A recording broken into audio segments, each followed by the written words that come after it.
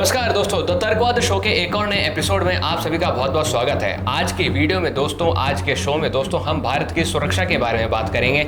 हाल ही में आपने देखा कि प्रधानमंत्री नरेंद्र मोदी भुज जाते हैं और भुज में जाने के बाद वो पाकिस्तान की जनता को एक बात कहते हैं। अब वो बात कहते हैं, चेतावनी देते हैं या फिर एडवाइस दे रहे हैं। आप हमारे साथ बने रहिए, वो हम देखेंगे। लेकिन इसके बाद में दोस्तों हम ये भी देखेंगे कि भारतीय वायुसेना कितनी सक्षम है। क्या भारत आने वाले समय में अगर किसी बड़ी जंग में इंडल्ज हो जाता है, यानी कि अगर भारत कोई बड़ी जंग लड़ता है, तो क्या भारतीय वायुसेना के पास चुटकी बजाते खूब सारे अत्याधुनिक विमान यानी कि फाइटर जेट्स आ सकते हैं कि नहीं आ सकते? मेन सवाल यहाँ पर खड़ा होता है। और दोस्तों तीसरी खबर ये है कि बांग्लादेश की आर्मी ने अब इंडियन आर्मी को चेतावनी दे दी है और कहा है कि अगर आपकी तरफ से पुश बैक होगा तो हम अब खतरनाक तरीके से इंटरवीन करेंगे। पहली खबर की ओर बढ़ते हैं दोस्तों, और प्रधानमंत्री नरेंद्र मोदी के आप अब पहले उस भाषण को सुनिए जो उन्होंने भुज में पाकिस्तान की जनता के लिए कहा है। पाकिस्तान को आतंक की बीमारी से मुक्त करने के लिए पाकिस्तान के अवाम को आगे आना हो, पाकिस्तान के नौजवानों को आगे आना हो। सुख चैन की जिंदगी जियो, रोटी खाओ, वरना मेरी गोली तो है ही।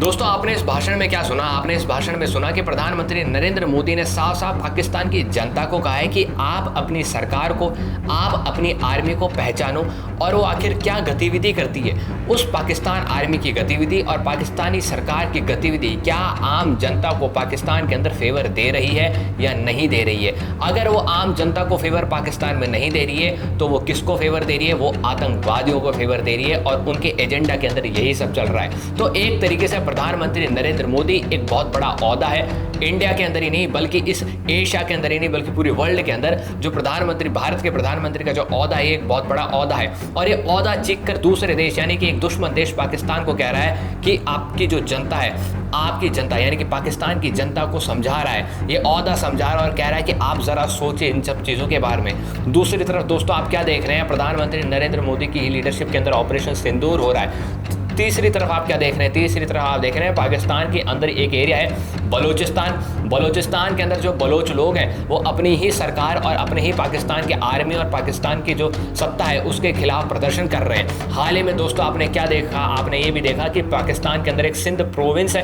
यानी कि सिंध प्रांत है और सिंध प्रांत के अंदर दोस्तों पानी की कमी आ रही है क्योंकि पाकिस्तान ने भारत के साथ कुछ जो कॉन्फ्लिक्ट शुरू हो चुके हैं इसके रिगार्डिंग भारत ने इंडस वाटर ट्रीटी को सस्पेंड कर दिया है। इंडस वाटर का पानी आता है पंजाब प्रोविंस से जो कि पाकिस्तान का पंजाब प्रोविंस है और पाकिस्तान ने अपने पंजाब प्रोविंस के अंदर कैनाल्स बना दिए हैं, डैम्स बना दिए हैं, जिसके कारण अब दोस्तों वो पानी सिंध तक पहुंच ही नहीं रहा है और सिंध की जनता भी इसके खिलाफ विरोध कर रही है। तो जहां ये देखने को मिलता है कि पाकिस्तान के अंदर दो बड़े प्रांत बलूचिस्तान और सिंध, यहाँ के लोग प्रदर्शन कर रहे हैं, अपनी सरकार और अपनी आर्मी के खिलाफ खड़े हो चुके हैं, सड़कों पर AK-47 लेके घूम रहे हैं। वहीं भारत के प्रधानमंत्री क्या कह रहे हैं? भारत के प्रधानमंत्री कह रहे हैं पाकिस्तान की जनता जागो और या तो अपनी सरकार के खिलाफ खड़े हो जाओ या फिर किसी और चीज के खिलाफ खड़े हो जाओ। यानी कि आप देखिए कि आपको रोटी चाहिए, अच्छे से खाना है, पीना है, क्या करना है। और दूसरी तरफ दोस्तों यही देखने को मिल रहा है पाकिस्तान के अंदर दो प्रांत ऐसे हैं जो खतरनाक तरीके से पाकिस्तान की सत्ता के खिलाफ खड़े हो चुके हैं। उनको समझ नहीं आ रहा कि हमारे लिए क्या सही है क्या गलत है। अगर आप पाकिस्तान की प्रधानमंत्री मोदी का एक ही तरीका ये बताने का कि पाकिस्तान की जो सरकार है और उनकी जो आर्मी है उनके एजेंडा के अंदर यही सब चीजें आती हैं। अब दोस्तों आप सोचेंगे कि पाकिस्तान के अंदर तो कलाई भी है, आर्टिस्ट भी हैं, इन लोगों का क्या हुआ? दोस्तों पूरी दुनिया को पता है कि पाकिस्तान के अंदर जितने भी बड़े लोग होते हैं, जैसे अगर कोई स्ट्रगलिंग आर्टिस्ट होता है उसको गलती से फेम मिल भी जाता है तो फटाफट से जाके दुबई के अंदर इन्वेस्टमेंट करता है, दुबई में अपना बंगला या फ्लैट खरीद लेता है और दुबई में सेटल हो जाता है, वो पाकिस्तान में रहता तक नहीं है। अब मैं इसका आपको एक सबूत भी दे सकता हूँ। जैसे कि भारत के अंदर स्टेट बैंक ऑफ इंडिया है, वैसे पाकिस्तान के अंदर स्टेट बैंक ऑफ पाकिस्तान है। जैसे ही भारत ने पाकिस्तान के ऊपर बड़ा अटैक किया था यानी कि ऑपरेशन सिंधु 7 मई को हुआ था, उसके बाद दोनों ही देशों के बीच में वॉर जैसी सिचुएशन बन गई थी, तब दोस्तों पाकिस्तान के स्टेट बैंक ऑफ पाकिस्तान एक चीज़ नोट की थी और उन्होंने बताया था कि स्टेट बैंक ऑफ पाकिस्तान के अंदर मौजूद बड़े बड़े पाकिस्तानियों के जो खाते हैं वहाँ से पैसा direct Dubai, Kuwait, Saudi Arabia transfer हो रहा था और यहाँ से पैसा लोग बाग यूके भी भेज रहे थे, यानी कि पाकिस्तान के जो बड़े बड़े अमीर लोग हैं वो अपने पैसे को यूके भेज रहे थे, यूके के बैंक अकाउंट्स में भेज रहे थे, दुबई के बैंक अकाउंट्स में भेज रहे थे, यूएई यानी कि दुबई एक ही हो गया, और सऊदी अरेबिया के बैंक अकाउंट्स के अंदर भेज रहे थे। यानी कि उनको खुद को ही भरोसा नहीं है अपनी आर्मी पर, अपने सरकार पर। और प्रधानमंत्री नरेंद्र मोदी ने यही बताया है कि जब आपके अमीर लोगों को ही भरोसा नहीं है आपकी आर्मी और आपकी सरकार के ऊपर, तो आप तो आम लोग हैं, आप तो अपना खुद का ख्याल रखिए। आप तो ये सोचिए कि आपको क्या खाना है, क्या पीना है, आप अपने खाने पीने का बंदोबस्त कीजिए, वरना तो मोदी की गोली तैयार है। प्रधानमंत्री मोदी ने सीधी सीधी बात बोली और एक बहुत बड़ा मैसेज है। मैसेज इसलिए है क्योंकि मैंने आपको बताया कि पाकिस्तान के अंदर दो बड़े प्रांत हैं, बलूचिस्तान और सिंध। यहाँ पर लोग पाकिस्तान की सरकार और आर्मी के खिलाफ प्रदर्शन कर रहे हैं। अब दोस्तों आते हैं दूसरी खबर पर। दूसरी खबर मैंने आपको कहा था कि क्या भारतीय वायुसेना इतनी केपेबल है कि भारतीय वायुसेना युद्ध के समय अत्याधुनिक विमानों के साथ तैयार हो सकती है या नहीं हो सकती है। यहाँ पे अत्याधुनिक विमान जैसे कि फाइटर जेट्स की मैं बात कर रहा हूँ, 5th जनरेशन और 6th जनरेशन की मैं बात कर रहा हूँ। यहाँ पे अब दोस्तों क्या देखने को मिल रहा है, देखने को ये मिल रहा है कि आखिर कोई देश फाइटर जेट्स के मामलों में ताकतवर तभी होता है जब उसके पास खुद के पास फाइटर जेट इंजन्स होते हैं। जी हाँ दोस्तों, आपने देखा होगा खूब सारी बसेस चलते हुए देखा होगा, कार देखा होगा, आपने देखा होगा अलग अलग तरीके से इंजन्स आते हैं। अगर फाइटर जेट के अंदर भी एक इंजन होता है, जैसे ट्रेन के अंदर इंजन होता है, उसी तरीके से फाइटर जेट के अंदर भी इंजन होता है। अब ये इंजन ही मेन होता है। फॉर एग्जांपल आपने कहा कि मैं तो बाइक बनाना जानता हूँ लेकिन कार्तिक जी मेरे पास इंजन नहीं है, तो आप क्या बाइक बनाना जानते हैं अगर आपके पास इंजन ही नहीं है? तो भारत दोस्तों प्लेन तो फाइटर जेट्स तो बनाना जानता है लेकिन उसके पास इंजन नहीं है, और हम हमारा एक कावेरी इंजन को डेवलप कर रहे हैं। अब वो अभी भी डेवलपिंग स्टेज में ही है और पूरे सोशल मीडिया पर अब दोस्तों एक ट्रेंड चल रहा है कि फंड द कावेरी इंजन। यहाँ चल रहा है फंड कावेरी इंजन, ये ट्रेंड चल रहा है। और ये ट्रेंड इसलिए चल रहा है क्योंकि भारत अब तक अपना एक फाइटर जेट इंजन डेवलप नहीं कर पाया है। वहीं दूसरी तरफ अगर देखें उन देशों को जिन देशों के पास खुद का फाइटर जेट इंजन है, तो दोस्तों इनकी भी गिनती बहुत ज़्यादा नहीं है। पूरी दुनिया भर के अंदर 200 के आसपास देश हैं और सभी के पास फाइटर जेट इंजन नहीं है। लेकिन जैसे कि यूएसए, यूके, फ्रांस, चाइना और रशिया, इनके पास अपने खुद के फाइटर जेट इंजन हैं। लेकिन कुछ देश ऐसे भी हैं जैसे कि जापान और ताइवान, जिन्होंने अपने खुद फाइटर जेट इंजन्स को मैन्युफैक्चर कर लिया है, बना लिया है, और इनके पास अब खुद के फाइटर जेट इंजन है। जैसे कि जापान के पास है XF5 इंजन जो कि इनके X2 फाइटर जेट के अंदर लग सकता है, और ताइवान के पास है F125 इंजन जो कि ये खुद अपने फाइटर जेट्स के अंदर लगा सकते हैं। यानी कि इन देशों ने भी अपने फाइटर जेट इंजन बना लिए हैं। भारत इकोनॉमी के मामले में जापान को पीछे छोड़ चुका है और ताइवान से भी काफ़ी बेहतर है, लेकिन फिर भी जापान और ताइवान दोनों के पास फाइटर जेट इंजन है। इसके पीछे क्या कारण है? इसके पीछे ये कारण है दोस्तों, भारत की सरकार, अभी वाली सरकार मोदी सरकार ही नहीं बल्कि इससे पूर्व जितनी भी सरकारें रही हैं, इन सरकारों ने कभी भी भारत के एक्सप्लोर और रिसर्च सेंटर्स के अंदर, यानी कि एक्सप्लोर और रिसर्च डिपार्टमेंट के अंदर अच्छी तरीके से इन्वेस्टमेंट किया ही नहीं है। बल्कि जिस तरीके से और देश करते हैं, और देशों के पास आपको पता होगा लगातार कहीं ना कहीं सोना मिलता रहता है, भारत के पास नहीं मिलता है। सब कहते हैं कि भारत के पास तो सोना ही नहीं है। भारत के पास सोना तो तब मिलेगा जब भारत सोना ढूंढेगा। भारत सोना जब एक्सप्लोर करेगा, जब रिसर्च करेगा, तभी तो भारत को सोना मिलेगा। जब भारत एक्सप्लोर ही नहीं करता, रिसर्च ही नहीं करता, एक्सप्लोर और रिसर्च करेगा कैसे जब भारत की सरकार उसके अंदर इन्वेस्टमेंट ही नहीं करती? तो दोस्तों यहाँ पर भी भारत सरकार ने कुछ इन्वेस्टमेंट ही नहीं किया था। अगर मैं आपको बताऊं 1989 से 2025 तक भारत ने अपने फाइटर जेट इंजन्स की मैन्युफैक्चरिंग के अंदर सिर्फ और सिर्फ 4,400 करोड़ रुपए लगाए हैं। वहीं अगर अपन लाडली बहिना योजना, इन जैसी योजनाओं को देखें जो कि मुफ्त की योजनाएं हैं, सिर्फ और सिर्फ वोट साधने की चीज़ें हैं, इन चीज़ों के अंदर भारत की, अगर दोस्तों मैं आपको सबसे माइनर अगर नॉर्मल सा डेटा बताऊं जो कि महाराष्ट्र चुनाव के अंदर था, वो दोस्तों अभी महाराष्ट्र के अंदर बीजेपी की सरकार और बीजेपी ने कितना बजट दिया है लाडली बहिना योजना को, यहाँ पर दिया है उन्होंने 36,000 करोड़ का। सोचिए एक चुनाव के अंदर महिलाओं को साथ देने के लिए, सिर्फ और सिर्फ महिलाओं से मुफ्त के वोट लेने में सरकारें 36,000 करोड़ का बजट बना देती हैं, लेकिन भारत के अंदर फाइटर जेट इंजन्स को मैन्युफैक्चर करने के लिए 1989 से 2025 तक सिर्फ और सिर्फ 4,400 करोड़ रुपए खर्च करती है। आप खुद डेटा का एनालिसिस कीजिए और ये समझिए। ये नंबर मैंने आपके सामने रख दिए हैं और मैं आपके इसके अलावा कुछ कर भी नहीं सकता।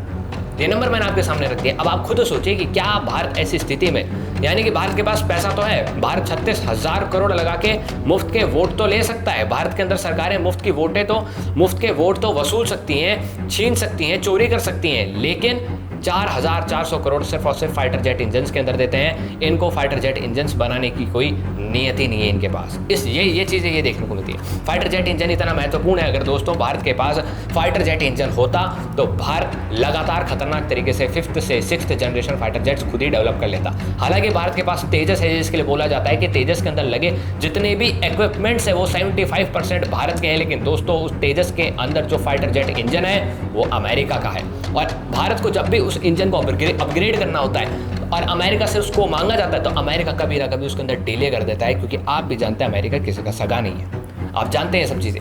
इसके साथ ही अगर अपन देखें तो DRDO के जो चीफ हैं उन्होंने कहा है कि 6th जनरेशन एरो इंजन बना सकता है भारत, अगर भारत फॉरेन फर्म्स के अंदर से जाकर एक एक्सपीरियंस शेयर करे, उनके साथ कोलैबोरेट करके काम करे। और वहाँ पर ये कहते हैं कि भारत उसके अंदर $5 बिलियन के अंदर अपना खुद का फाइटर जेट इंजन बना सकता है।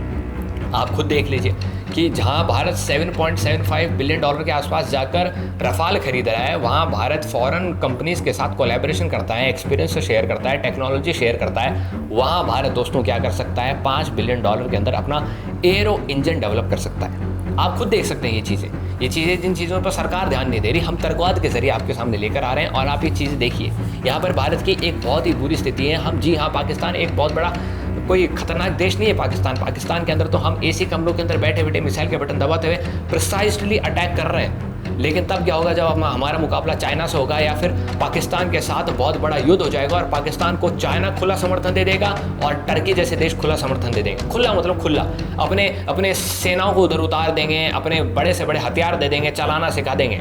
हालांकि वो बात अलग है, पाकिस्तानी सीख नहीं सकते, लेकिन हमको हर चीज़ के लिए तैयार रहना चाहिए दोस्तों, हर चीज़ के लिए। और इसीलिए मैं आपके सामने मुद्दा लेकर आया हूँ फाइटर जेट इंजन का, और हम तर्कवाद के जरिए भी चीज़ उठाना चाहते हैं कि फंड कावेरी इंजन। जी हाँ दोस्तों, आगे अपन चलते हैं दोस्तों बांग्लादेश के ऊपर। बांग्लादेश के अंदर जो बांग्लादेश की जो आर्मी है, उन्होंने कहा है कि भारत ने एक मुहिम चला रखी है। भारत की मुहिम के रिगार्डिंग क्या हो रहा है, जो अवैध बांग्लादेशी भारत के अंदर रह रहे हैं उनको भारत निकाल रहा है और बांग्लादेश को सौंप रहा है। अब बांग्लादेश को इसके अंदर दिक्कत हो रही है। बांग्लादेश की दिक्कत से पहले दोस्तों अपन अपनी दिक्कत की बात कर लेते हैं। अपनी दिक्कत यानी कि भारतीयों की दिक्कत ये है, अवैध, मैंने कहा अवैध बांग्लादेशी भारत के अंदर घूम रहे हैं। तो दोस्तों इन अवैध का नंबर सुन लीजिए आप, इनका नंबर है 2 से 6 करोड़।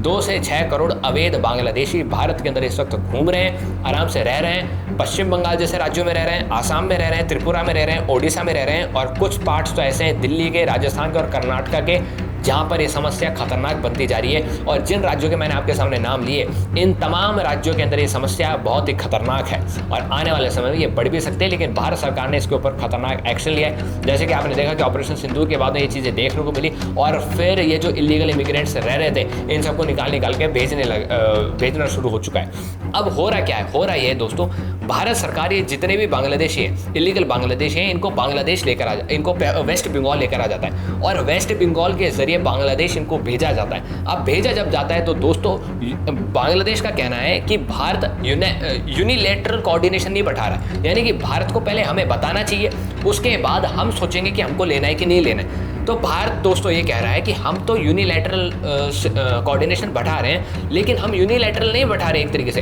बांग्लादेश कह रहा है कि भारत यूनिलैटरल कोऑर्डिनेशन बैठा रहा है, लेकिन दोस्तों भारत का कहना है कि भारत बायलैटरल कोऑर्डिनेशन बैठा रहा है। और बायलैटरल कोऑर्डिनेशन में दोस्तों 2 जन हो जाते हैं, यानी एक तो भारत हो जाता है और एक बांग्लादेश हो जाता है। भारत का कहना है कि हम बांग्लादेश को टाइम टू टाइम इन्फॉर्म करते हैं, पूरे लिस्ट भेजते हैं, पूरा डेटा भेजते हैं और बताते हैं कि आपकी तरफ से इतने इलीगल इमिग्रेंट्स हमारे पास मौजूद हैं जिनको हमने पकड़ लिया है, अब आप बताइए आप इनको ले रहे हैं वापस नहीं ले रहे। और बांग्लादेश दोस्तों कोई जवाब ही नहीं देता, रिवर्ट बैक कुछ करता ही नहीं है। तो दोस्तों भारत एक नया तरीका निकाले, और इसका नया तरीका ये है कि भारत क्या करता है, सभी जितने भी अवैध बांग्लादेशी इनको उठाता है, उठाने के बाद बांग्लादेश के बॉर्डर पे ले आता है और इनको बांग्लादेश सिक्योरिटी गार्ड्स जो हैं BSG, उनको आगे सौंप देता है।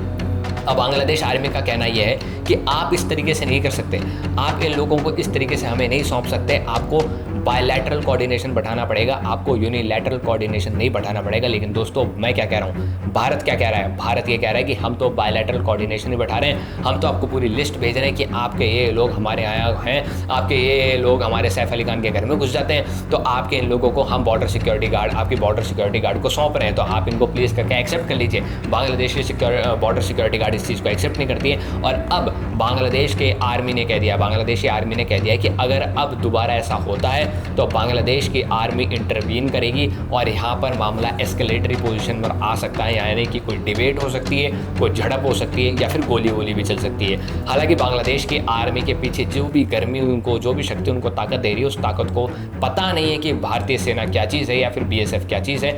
अगर ये हम अपनी पर आ गए तो बांग्लादेश सिक्योरिटी गार्ड को अपने शायद बंकर भी छोड़ने पड़ सकते हैं और शायद मोहम्मद यूनुस को अपनी कुर्सी छोड़नी पड़ सकती है। इसी के साथ साथ दोस्तों आज की वीडियो का अंत यही होता है। मैंने आपको 3 बड़ी चीज़ें बताई। पहली बताई मैंने आपको आखिर प्रधानमंत्री नरेंद्र मोदी ने क्या कहा पाकिस्तान की जनता को, उसी दौरान पाकिस्तान के 2 बड़े प्रांतों में क्या हो रहा है आपको ये जानने को मिल गया।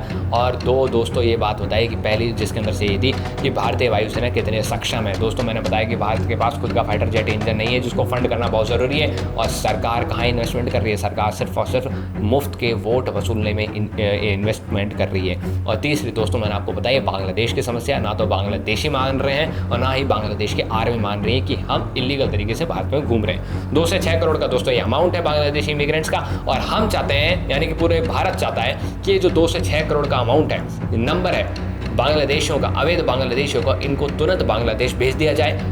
हालांकि भारत के अंदर कुछ ऐसी पॉलिटिकल पार्टीज़ हैं जो इनका खतरनाक तरीके से फ़ायदा भी उठाती हैं, अपने वोट बैंक को बढ़ाती हैं और ख़तरनाक तरीके से इस चीज़ का इस्तेमाल भी करती है। क्यों? क्योंकि 2 से 6 करोड़ का नंबर दोस्तों बहुत बड़ा नंबर है। किसी भी सरकार गिरा सकता है, किसी भी सरकार उठा सकता है। जय हिंद जय भारत दोस्तों। उत्तरवाद को सब्सक्राइब कर लीजिए।